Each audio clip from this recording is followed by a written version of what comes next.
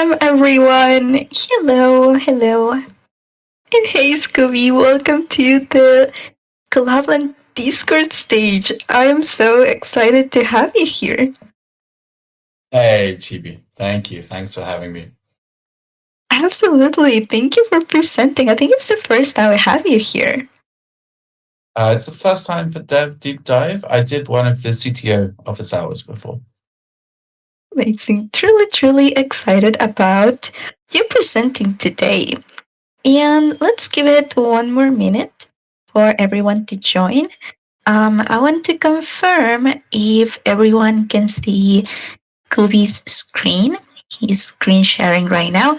It is coming through for me, but I want to make sure. All right. Rhythmus confirms. She can see your screen. Amazing.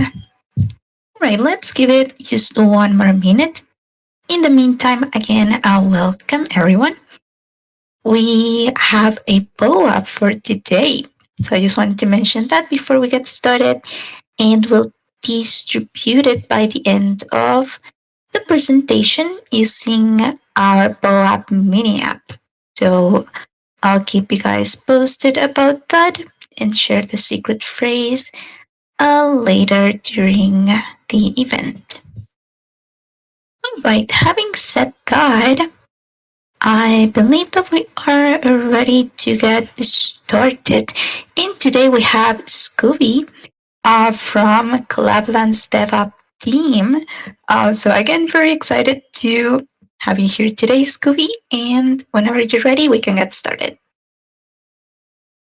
Sure. So I guess a bit of context here before we kick off. We have recently set up and migrated to in-house RPC calls to query the state of the blockchain as opposed to going to a hosted provider for a couple of reasons, which I'll dig into. So essentially, we had a bit of an issue. We've migrated recently from Amazon Web Services, which is AWS, over to Google's cloud platform. And we saw a massive decrease in the rate of our background check processing. It was about 50% of what we took before. It took us a little bit of time to identify what was happening, what went wrong, and also some metrics to kind of clearly show the state of the system and help us to interrogate that. So yeah, it took a while, and it manifested in very strange ways. We had connection timeout errors that were showing up all over the place, whereas what was happening is our backend was so busy waiting for responses that it timed out other responses, and they hit something that's called a race condition, which is where two things are fighting for the same resource. And then that just led to a bit of a downward spiral, a bit of a death trap, and system was kind of tripping over itself. Once we identified where that was happening, it seemed that accessing the message queue in Amazon from Google was kind of a bad idea.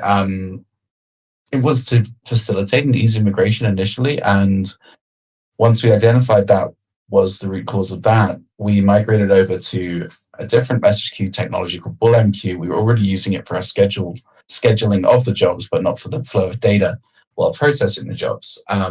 So it was relatively trivial. So, well, I mean, I didn't actually do the work, but our CTO did it very quickly, and we already had that service implemented. So it was kind of just moving the plug from socket A over to socket B as opposed to a brand new integration. That took our success rate just below 100%. It typically is like 5 or 6 nines or so, but for argument's sake, we say that's 100%. System is functioning better than ever. Very few user complaints. Things were looking great. However, we got quite a large shock when the alchemy bill landed, and it was a lot bigger than we were expected in the overages. So just for a bit of context, this is kind of how we saw it. So in June, this is kind of a reference month when we're running in Amazon. They bill in these things called compute units. We use 46 billion of them in June. And then in July, we had a bit of a drop off. It's a little over half, but for argument's sake, it's half. Of 26 billion. And then after we figured that out, we went to 64 billion, and I think it was early September, if I'm not mistaken, but maybe a little off on that timeline. And then we saw the estimated bill was actually about 90 billion. which would have been just crazy cost. So we kind of took an all hands to the pump suggestion, and so our CTO implemented a way to cool the blockchain in a more optimized way that reduced our traffic by quite a lot. I don't have the exact percentages to hand. I think it was about a like 80 to 90% reduction. And then we combined that by running our own RPC nodes. And then we saw like another 90% reduction. So we got like a double whammy on the step down, which is pretty cool. And we can kind of see this. So our estimated use for November is now 1.5 billion, down from an original 90 billion. So it's a massive amount of cost saving in that. And we'll come back to that in a little bit. And apologies, I've talked through a little bit of this already, but to summarize, the majority of our traffic is, or pretty much all of our traffic is read, and ETHCool in particular. We do use some higher value APIs from Alchemy that we are still consuming. And so our strategy here is we run our own nodes, we hit them as hard as we can. We're going to query those first. And then if there's maybe they're overloaded, or maybe there's an outage or something like that, we're going to fall back to the hosted provider. So that kind of gives us a very good mix of solutions. We're not compromising on our system integrity and system reliability or service quality, but we're still getting massive cost savings that allows us to do more and improve in other areas. One benefit of this is it enables us to run the background checks more frequently, which means folks get the roles added and removed more timely, which combined with our event-based stuff gives us in a pretty good place. Yeah, don't have anything else to say there. Let's go on. So how do we host these? We use a dedicated Kubernetes cluster at Google. There is a mixture of automated and manual effort needed to spin up a node. And so the idea being it's automated in terms of making sure that the blockchain software is running. That's automated. Load balancing is automated. Things that are manual are seeding the data. So getting the blockchain data down, running initial syncs, it's kind of different per EVM. And also the config. So that is also manual. But then the idea being is this initial effort to get a node up and running and healthy and stable. And then the automation kind of looks after it. It does need a little bit of follow-up, and you've got to keep an eye on the node operator context for those, because, for example, Ethereum and Polygon, they release software updates regularly with new features. And as a node operator, you've got to upgrade or your node stops working. So it's kind of one of those, I guess, a bit of operational toil has been introduced by this, but in terms of the amount of cost savings, which I'll touch on a bit later, it's, yeah, at least in our view, it's worth doing. So how does this look? For Ethereum itself, we're running 3 nodes, and we're using 4 CPUs, 16 gig of RAM, and 2 terabytes of storage. We're using Geeth, which is by far the most popular. I had a lot of mixed feelings about this. I really wanted to better support node diversity and go with another execution agent and possibly another beacon agent as well.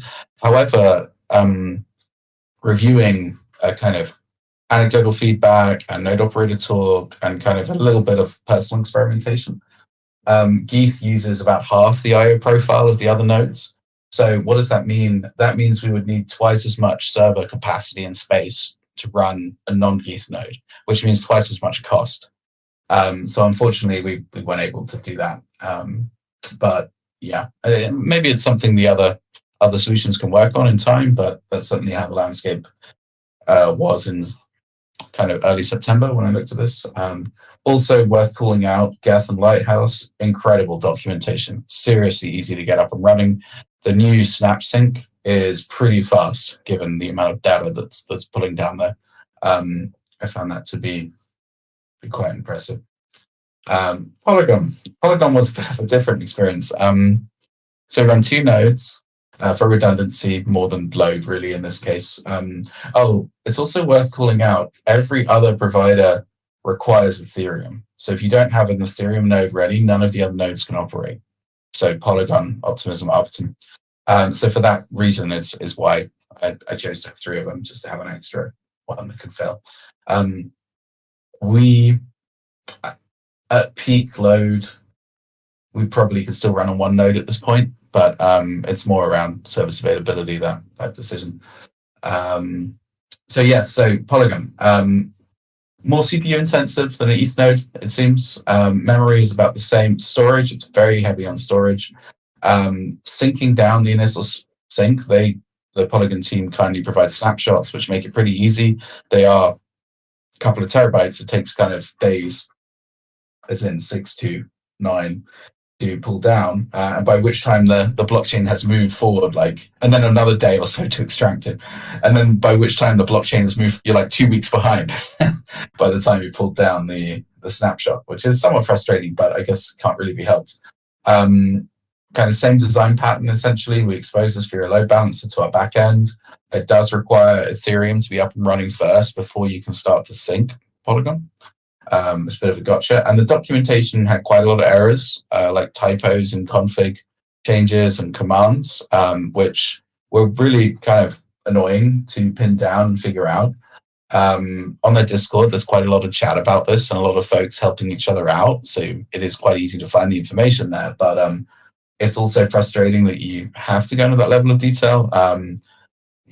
So did try to highlight that to the team. I haven't tried to set up another node since, so I'm unsure if those issues are still present or have been addressed, but I guess just one to watch out for. And I have to kind of cross-check because they have some automation playbooks written in Ansible that seem to work, and then if you check what they're doing, they don't quite sometimes match what's in, say, the Docker documentation, and you've got to follow what's in the automated playbooks because they seem to be tested. But yeah, just a piece of info for folks. And Arbitrum was really a pleasant experience, actually. Again, excellent documentation, really simple in that it's only an execution client. You don't need to run a rollup node or anything like that. So we run 2 nodes, again, for redundancy, pretty heavy on memory, pretty light on CPU. We follow a 4-6 pattern in this cluster, so it's less room to be flexible there. Also requires Ethereum to be up and running, and these snapshots were great. It was about 400 gigabytes, if I recall correctly, somewhere like that, 300-400. And it's just a case of pulling that down, extracting it, and running the node. That was really kind of low drama. Optimism was significantly more effort to get up and running. The documentation is also very, very good. I didn't need to reach out to them or get stuck. It was well captured everything that needs to be done. It took an incredible amount of time to catch up with the head of the blockchain, and we're running on I think Google's most performant SSDs. So I don't think our hardware was the bottleneck. I think it's a kind of the speed of the network sync is a bit of a problem. There's a few issues open on the GitHub about this. Since they've been synced, they haven't had any issues, but it took a couple of weeks. I think it was 3, if I remember correctly, to get up to the latest head. So again, it kind of leans back to our disaster recovery topics, where we can't solely rely on these nodes, because if they have a problem not being able to answer queries for nearly a month, properly by the time we built new nodes, configured them, pulled down the data, and started the sync process, would not be acceptable. So what can we do better? Our Ethereum deployment is quite proof of concept. It has been perfectly stable. So what do I mean by that? It's using some Helm charts, which I'll share later, as opposed to being custom written in-house to deploy, and they spin up the execution and beacon nodes in separate pods. So it requires a bit of kind of manual hackery to get those on the same node so that all of that RPC traffic isn't flowing over the network and kind of pushing the bill up. But they've been kind of fine. So it would be good to rewrite that. And when we next need to do something major, I will do that. Disaster recovery is something we're lightly thinking about. And what does that mean to us? It means having another set of EVM nodes sitting somewhere that are synced and ready to go that we don't use until we have an issue or we need them. And the reason for that being is the difference in cost between the self-hosting hardware and the hosted provider is so vast that that 1 month of outage, for example, would cost more than a year of running a DR node. So I guess from a kind of risk service reliability perspective, the ratio is very favorable to doing that. But yeah, we haven't figured out what our position is on that. Maybe we're happy to just go back to a hosted provider. Don't have an answer. But I would like to have some more automated node health validation. So right now, I kind of check nodes after they're synced and add them into the pool. Would be nice to have that automated. And I guess a little gotcha for running nodes. So I found that kind of bi-weekly scanning the latest news and kind of discords and stuff seems to be enough. I was checking it like every week and there was just like nothing happening. And then bi-weekly seemed to work. I've caught all the upgrades in time and so far I haven't been caught out by them, touch wood. Yeah, so how do we know that things are healthy? We've got a lot of metrics and telemetry to collect, and we produce these kind of lovely charts that show us what's going on. So here, for example, this is Ethereum mainnet. This is showing of our 3 nodes how many requests per second each is serving, what is the current sync state, how much disk are they using, etc. And then we have the same thing for Polygon. We're only running 2. Again, we like to keep a healthy room on disk space. From what I've read online, I haven't experienced this yet myself. If the disk space gets full, you basically have to drop everything and rebuild the node, which is quite painful. And while storage is expensive in the cloud, it is cheaper than an outage, I guess, from that sense. And similarly for ARB, we're seeing a perfectly split 28.5 requests per second and 40%, give or take, utilization, and both nodes are synced. And then also for OP, seeing here the same. So I guess what does this mean for us? And so we're seeing here that our monthly request volume is about 1.5 billion requests, which is equivalent to about 40 billion CUs on Alchemy. And so from that, this is estimated data, so we haven't yet been running this for a full month. This is just based on the last recent time period and then extrapolating that out to a month. That looks like a $30,000 a month saving to us based on Alchemy's list pricing. So that is pretty cool. And yeah, we're seeing about 600 requests per second, and we've got quite a lot of headroom to go harder on our nodes. I think we did some experimentation, and apologies I haven't prepared any graphs for this, where we backlogged a lot of background jobs and then pushed them through the pipeline, and we pushed the Ethereum nodes to 110% somehow, but I assume that's the CPU turboing. And that was fine. We're typically sitting around 25%, so arguably we can handle kind of 4 to 5x the volume pretty easily on Ethereum. And yeah, we just monitor that, and as it grows, we're going to add more capacity.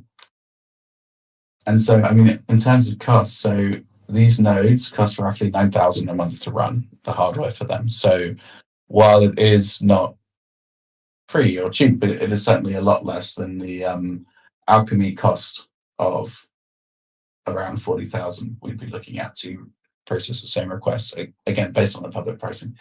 So what does that mean? It means we save a bunch of money, we can spend on other stuff and build more cool tools for folks. But I would say it's not that scary to run a node. Like, it sounds very scary, but if you're comfortable with how to use Docker, it's not that bad. And I would recommend using the Docker images even on physical servers, solely because the teams that maintain these tools write them, and you don't have to worry about compiling from source or worrying if your environment's set up correctly. You just use their environment, pass in a config file, pass in your storage, and off you go.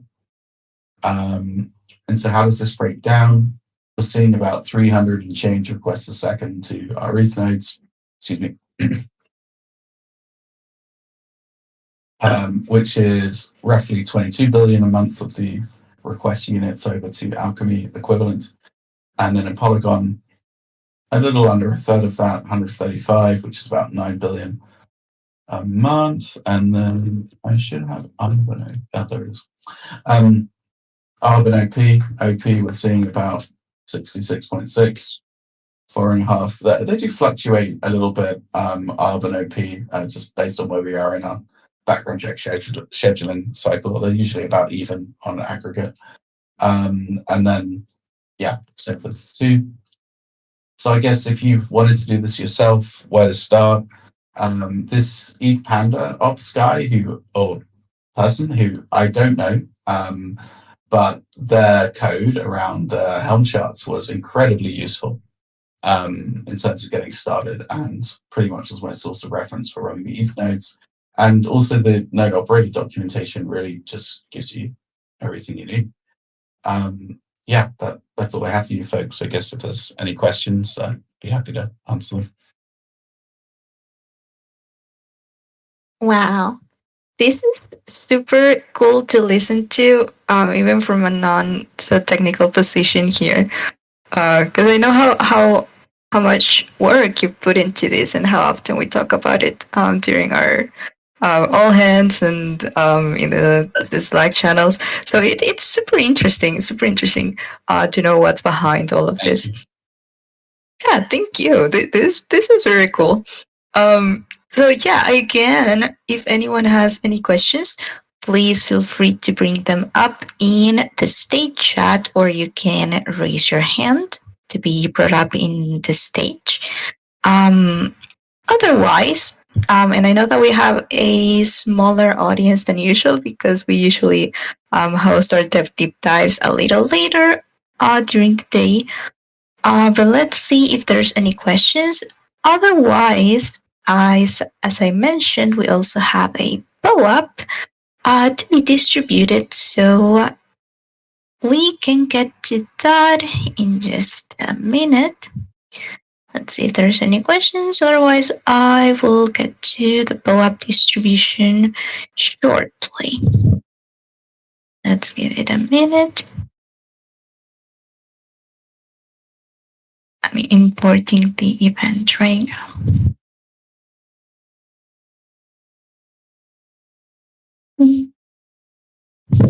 Again, really cool. Thank you, Scooby, for joining us today. No worries. My pleasure.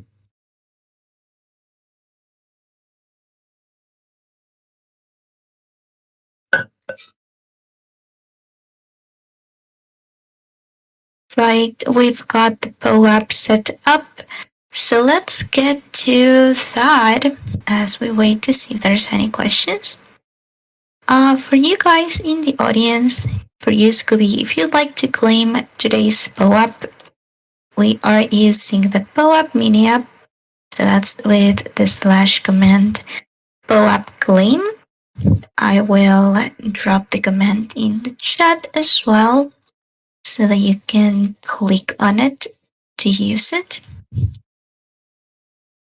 Hello, hello. I see a lot of GMs in the chat. So hello and GM everyone. Thank you so much for joining. Okay, again to the POAP, we're using / command POAP claim. And I will ask you for a claim phrase. And, excuse me. All right, and today's claim phrase is collab nodes. All lowercase with no spaces in between. Collab just as in Collab.Land nodes. So that would be COLLABNODES.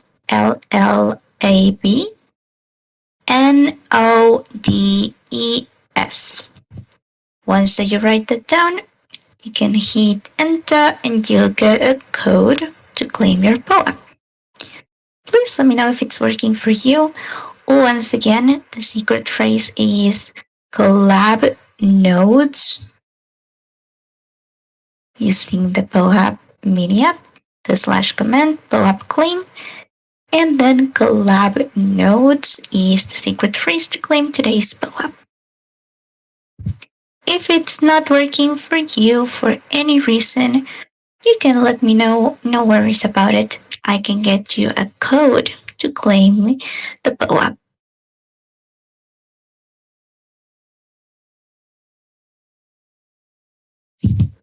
Repeat it one more time, just in case. / POAP claim and collab nodes is the secret phrase to claim today's POAP. Alright, got confirmation from Scooby. Amazing, thank you.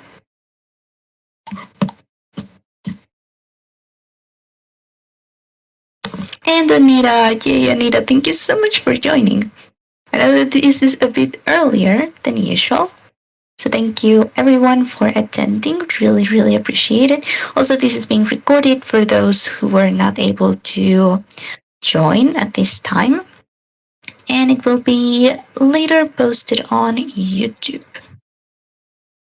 I will also repost this link for you, Scooby. Oh, I love that image. Thank you. Of course. That's so cute. But alright, as I'm not seeing any questions as of right now, but once more, just in case, slash blow up claim, and the secret phrase is collab nodes. Having said that, I think that we're ready to wrap things up. What do you think, Scooby? Yeah, all good from my side. Thank you for having me. And thank you for listening, Oh, folks. thank you again so much for joining. Loved having you here. Hope to have you more times in the future as well. And thanks, Sure. everyone. Thank you so much for joining, everyone. We will see you guys next time.